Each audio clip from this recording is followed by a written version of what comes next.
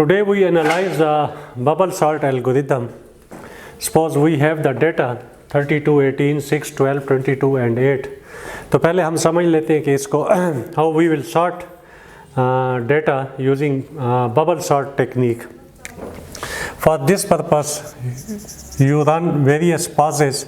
This is the pass 1, and in pass 1 you will first of all compare 32 with 18, and if the second data item is small as compared to first data item, then you will have to swap the positions 18, 32, 6, 12, 22, 8, and then you will compare 32 with 6.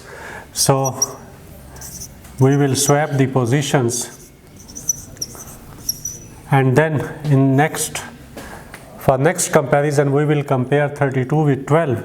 Again this data item 12 is less than 32, so we will have to swap the data items. Actually we want to data in ascending order. Due to this reason, when we find the smallest data at the next position, so we swap the positions. Now we will compare 32 with 22. Again we will swap. Here again, now we will compare 32 with 8, and then we will swap the data items. Now in this way our pass 1 is complete. Now after this pass 1 we have to start the pass 2. In pass 2 the outcome of pass 1 will be used for further comparisons. Here we have the data items 18, 6, 12, 22, 8, 32. First of all we will compare 18 with 6. So this data will become, now we will compare 18 with 12. Again the data will be swapped. For next comparison you will compare 18 with 22. Here 18 is less than 22, so we will not swap the positions. There will be no change in positions.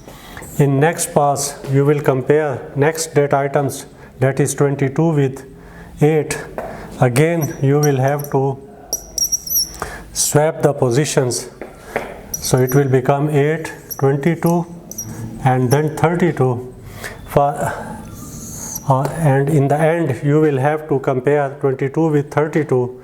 So after this there will be no movement of data, there will be no swapping, as 22 is less than 32. So the outcome of pass 2 is 6, 12, 18, 8, 22 and 32. So in pass 3 you will use this data for further comparisons.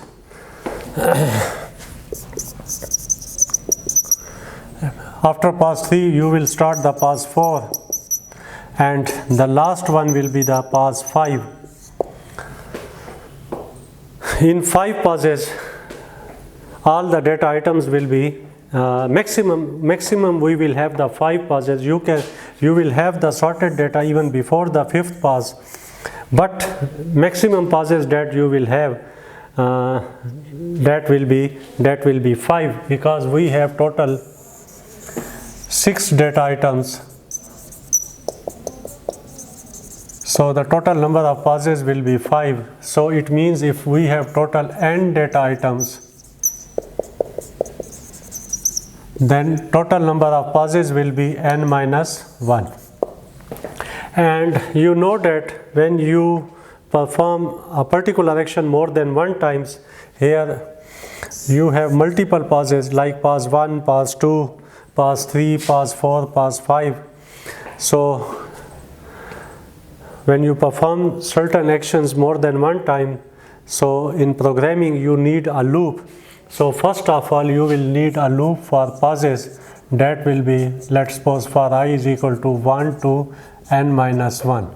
So we need a loop from 1 to n minus 1. 1 means first pass, and then second pass, and then third pass, and the last one will be n minus 1. So total pauses will be n minus 1. In every pause, you are comparing the data items. You are comparing first data item is second, and then second with third, and then third with fourth, and then fourth with fifth, and then fifth with sixth. So this is first comparison, this is second comparison, this is third comparison, this is fourth one, and this is the fifth one. So it means if you have 6 data items, then in every pause you will have maximum 5 comparisons. That is, you will be comparing first data item with second, second with third, third with fourth, fourth with fifth, and fifth with sixth. So if you have total n data items, then in every pause you will have n minus 1 comparisons. देखिए, आपने nested loop में पढ़ा होगा कि जब देखिए इसमें आप इस तरह समझें कि एक पास के अंदर आपको मल्टीपल कंपैरिजंस करने होते हैं, यानी आपका पास की वैल्यू 1 रहेगी और इसमें कंपैरिजंस मोर देन 1 होंगे, मल्टीपल टाइम्स होंगे, और फिर आपकी पास की वैल्यू 1 इंक्रीमेंट हो जाएगी और इसमें अगेन आपने 5 कंपैरिजन करने होंगे। तो इसका मतलब ये है कि जो पास की लूप है वो आउटर होनी चाहिए, और फिर आउटर लूप के अंदर कंपैरिजंस की लूप जो है वो इनर होनी चाहिए, क्योंकि आपने पढ़ा है प्रोग्रामिंग में कि आउटर लूप की सिंगल वैल्यू के लिए इनर लूप अपने साइकिल को क्या करती है, कंप्लीट करती है। तो यहाँ पर जो सेकंड लूप होगी वो कंपैरिजंस के लिए होगी for j is equal to 1 2, और आपने देखा है कि टोटल कितने कंपैरिजन आपके पास हो रहे हैं, n माइनस 1। तो फर्स्ट लूप हमारे पास पाजेस के लिए हो गई, और फिर हर पाज में मल्टीपल कंपैरिजंस होंगे, तो सेकंड लूप हमारे पास जो है वो कंपैरिजंस के लिए होगी। और फिर आपने पढ़ा है कि कंपेयर करने के लिए, डिसीजन करने के लिए कि वैल्यूज़ को कंपेयर करने, we will be using if statement. तो यहाँ पर इफ़ कैसे आप चेक करेंगे, इफ़ आप फर्स्ट आइटम को सेकंड के साथ, सेकंड को थर्ड के साथ, थर्ड को फोर्थ, फोर्थ को फिफ्थ के साथ कंपेयर करें, और आपके लिए कंपैरिजंस की जो लूप है वो हमने उसको नेम दिए j। तो j की फर्स्ट वैल्यू 1 होगी, j की सेकंड वैल्यू 2 होगी, j की थर्ड वैल्यू 3 होगी। तो इसका मतलब है कि आपको एवरी ए जे को नेक्स्ट वैल्यू ए जे के साथ कंपैरिजन करना होगा, और अगर वो वैल्यू ग्रेटर है, जैसे यहाँ पर फर्स्ट ऑफ ऑल ये ए जे होगा 32, और ए जे प्लस 1 क्या होगा हमारे पास 18 होगा। If aj is greater than aj plus 1, then we will have to swap the positions. तो इसके लिए फिर आपको क्या करना होगा, swap aj with aj plus 1। तो ये मैंने आपको एक छोटा सा एक छोटी सी एग्जांपल लेकर आपको बबल सॉर्ट का मैकेनिज़्म सारा एक्सप्लेन किया, और उसको आप समझाया आपको कि कितनी लूप्स की हमें ज़रूरत होगी, कंपैरिजंस कैसे करेंगे। तो अब इसके लिए अगर हम एल्गोरिदम लिखें तो हमारे पास एल्गोरिदम क्या होगा बबल सॉर्ट का।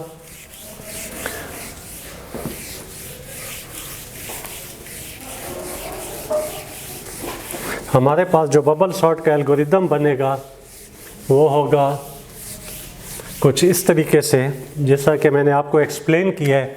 वो होगा for i is equal to 1 to n minus 1, first loop is for pauses. Now second loop will be for comparisons, again n minus 1, and then you will have to compare the elements aj with aj plus 1. If aj is greater than aj plus 1, then we will have to swap the positions aj with aj plus 1. Then and if, and in the, then you will have to and for loops. तो outer loop के अंदर inner loop है आपकी, और उसके अंदर आपकी if statement है। तो इस तरीके से कंपैरिजंस होते रहेंगे और डेटा अल्फ़ाबेटिकल ऑर्डर में। तो देखिए ये एल्गोरिदम है हमारे पास बबल सॉर्ट का। अब अगर हमने इसका एनालिसिस करना है तो then we will be considering the cost of each instruction and the number of times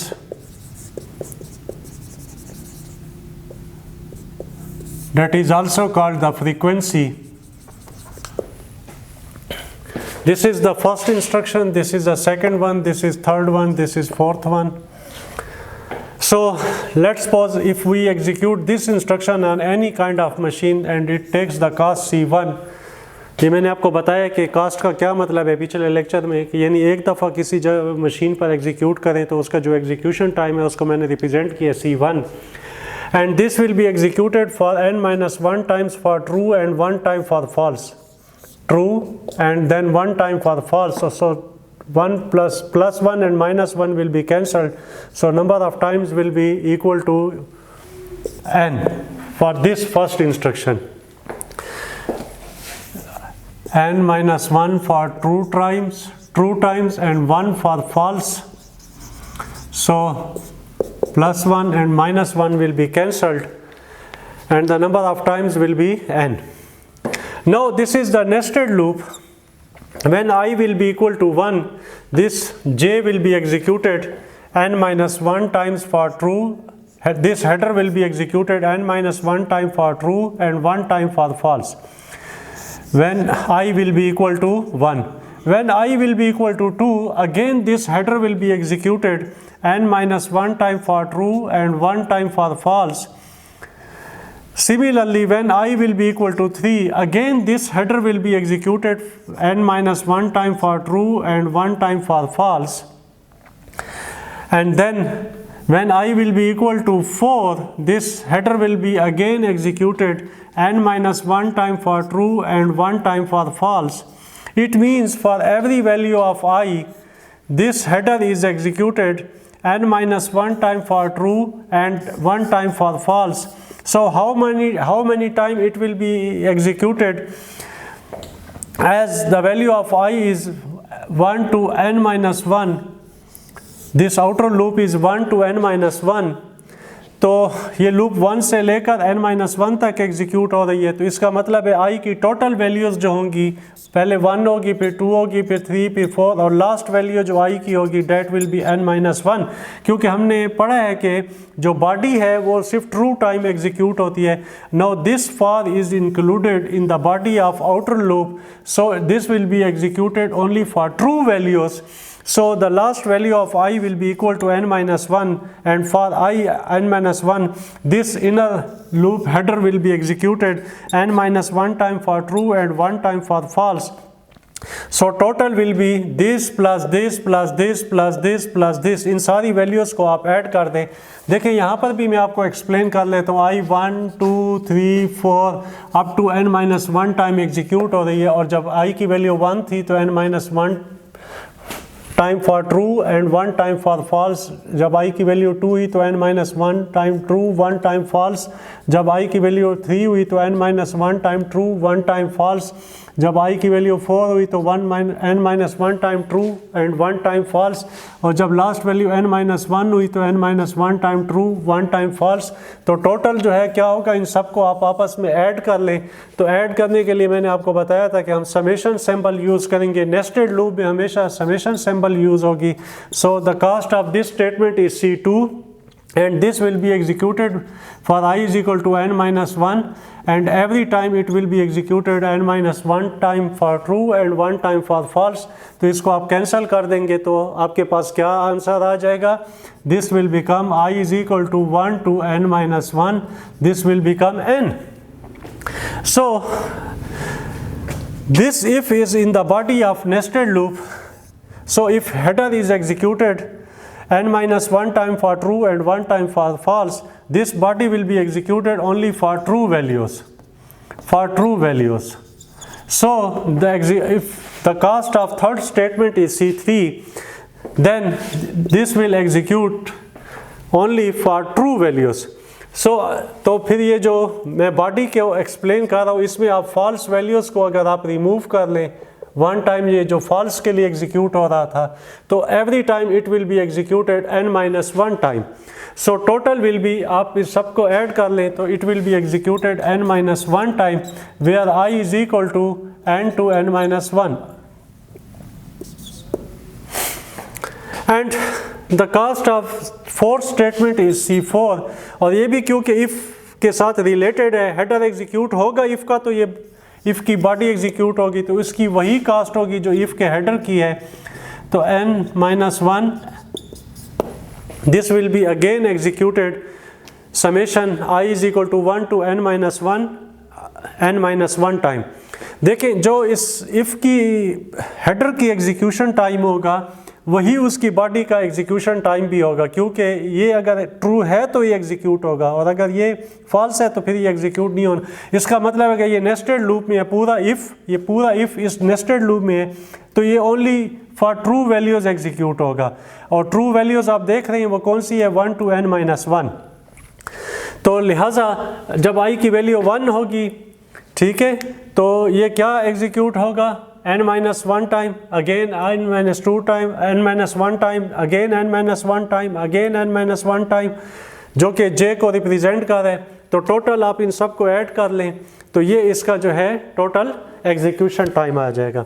know the total run time, मैंने आपको बताया था कि हम मशीन इंडिपेंडेंट एनालिसिस में टाइम का फंक्शन क्रिएट करेंगे। सो tn, this is a time for n data items, this is a time function, this will become c1 into n plus c2 into summation n where I is equal to 1 to n-1, c3 into summation n-1 where I is equal to 1 to n-1, and then c4 into summation I is equal to 1 to n-1 n-1. This will be the time function for bubble sort. अब हमने summations को solve करना है। अब हम summations को कैसे solve करेंगे, इसके लिए देखें हम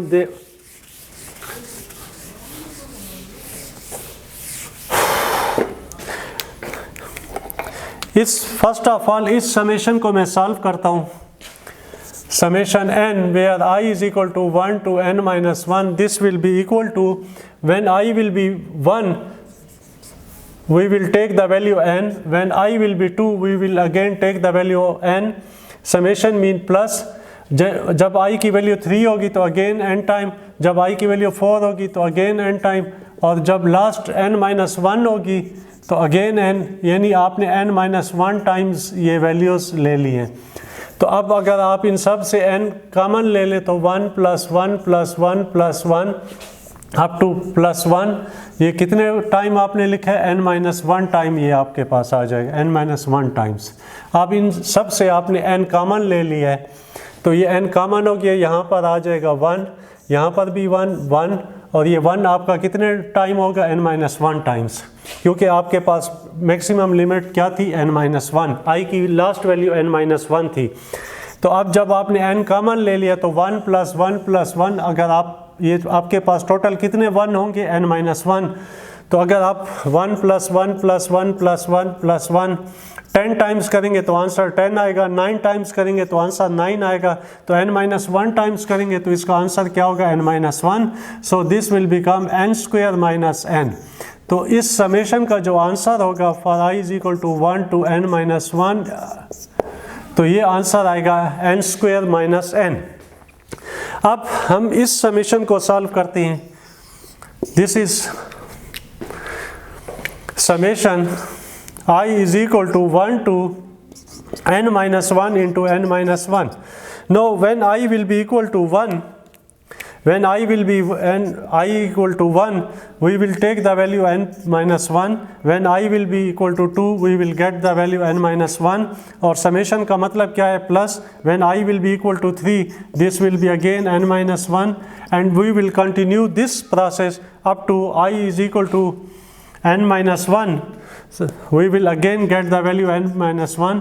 ये हमने कितने दफ़ा लेना है, n-1 टाइम्स। क्यों n-1 टाइम्स, क्योंकि i की लास्ट वैल्यू क्या होगी, n-1। Know if you observe at this time n-1, we will take n-1 as a common, so here we will get 1, here we will get +1, here we will get +1 up to +1। ये कितने time होगा, n-1 times. ये आपको बार बार समझाने के लिए n-1 time इसलिए बताता हूँ ताकि आपको पता हो कि i की लास्ट वैल्यू क्या होगी, n-1। Now it will become n-1 और इन सारे वंस को ऐड करेंगे n-1 टाइम, क्योंकि ये 1 लिखे हुए हैं तो आपके पास आंसर आ जाएगा n-1। सो दिस, क्योंकि अभी मैंने आपको समझाया कि 1 अगर 10 टाइम्स हैं तो आंसर आएगा 10, 9 टाइम्स हैं तो आंसर आएगा 9 टाइम्स अगर आप उनको ऐड करें, और अगर आप n-1 टाइम ऐड करेंगे तो आंसर आपके पास क्या आएगा, n-1। Now it will become n-1 square, और आप स्क्वायर को ओपन करेंगे तो this will become n square minus 2n plus 1। तो ये आपके पास क्या आ जाएगा, इसका आंसर आ जाएगा। तो डियर स्टूडेंट्स, आपने इस समेशन को भी सॉल्व कर लिया, इस समेशन को भी सॉल्व कर लिया। तो अब इनकी जो वैल्यूज़ हैं आप इस इक्वेशन में पुट करें। आप इसको अगर आप इक्वेशन नंबर 1 कह लें, so putting the values in equation number 1 we will get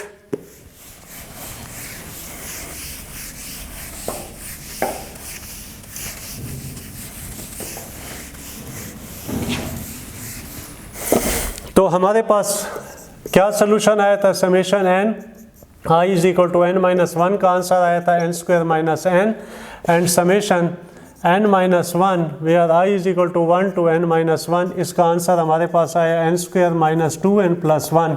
तो जब हम ये वैल्यूज पुट कर दें इस इक्वेशन नंबर 1 में, we will get Tn is equal to c1 into n plus c2 into n square minus n plus c3 into n square minus 2n plus 1 plus c4 into n square minus 2n plus 1।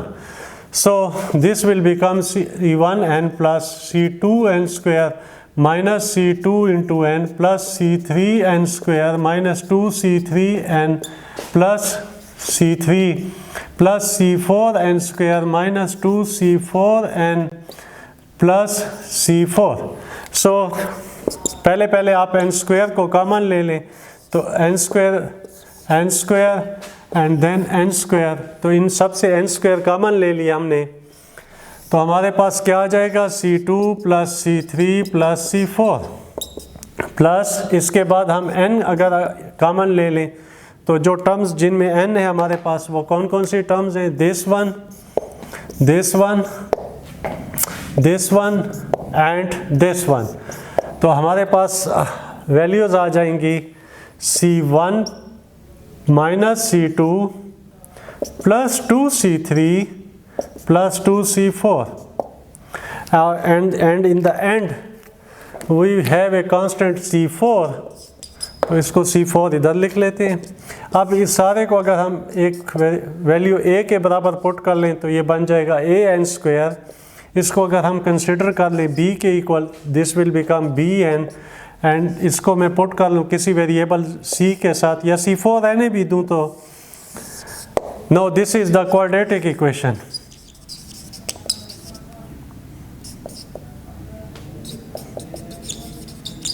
It means the running time of bubble sort is in the form of quadratic equation। तो जो time का function आएगा हमारे पास वो quadratic equation की form में आएगा। Dear students, what does it means? It means if you have total 10 elements in the array, then the running time will be in hundreds, क्योंकि n स्क्वायर की value 100, इसके साथ और फैक्टर भी add करेंगे तो ये 100 से ज़्यादा ही आएगा, लेकिन मैं n स्क्वायर क्योंकि हाईएस्ट डिग्री है इस पॉलिनोमियल की तो मैं इसके साथ को रिलेट कर रहा हूँ। तो n की वैल्यू अगर 100 है तो ये 10 n की वैल्यू 10 है तो 10 का स्क्वायर हंड्रेड्स में आएगा, और अगर n की वैल्यू मैं हंड्रेड्स में ले लूँ तो 100 का स्क्वायर ये तकरीबन 10,000 में आएगा, और अगर मैं इसकी वैल्यू को एक्सटेंड करूं 1000 ले लूं n की वैल्यू को, यानी अरे में अगर 1000 एलिमेंट है तो ये 1000 का स्क्वायर, तो आप देखेंगे कि ये कितना एक बड़ा नंबर आ जाएगा, यानी टाइम कितना रैपिडली उसका ग्रो करेगा स्टार्टिंग में। तो ये हमारे पास जो एल्गोरिदम का रनिंग टाइम आया है इसको हमने कैलकुलेट किया बबल सॉर्ट के रनिंग टाइम को, तो वो क्वाड्रेटिक इक्वेशन की फॉर्म में आया। डियर स्टूडेंट्स, जब आप इस तरीके से किसी भी एल्गोरिदम का मशीन इंडिपेंडेंट एनालिसिस करते हैं, then this type of analysis is called RAM model. तो जब आप इस किस्म का एनालिसिस करते हैं तो this is called RAM model. Machine independent analysis है हमारे पास, मैंने अभी एल्गोरिदम का आपके सामने एनालिसिस किया है, बबल सॉल्ट एल्गोरिदम का एनालिसिस किया है, मशीन इंडिपेंडेंट एनालिसिस किया है। तो ये पूरा जो प्रोसीजर है this is called the RAM model. तो अभी हम नेक्स्ट इंशाल्लाह सिलेक्शन सॉर्ट का एनालिसिस करेंगे। Then see you again, thank you very much.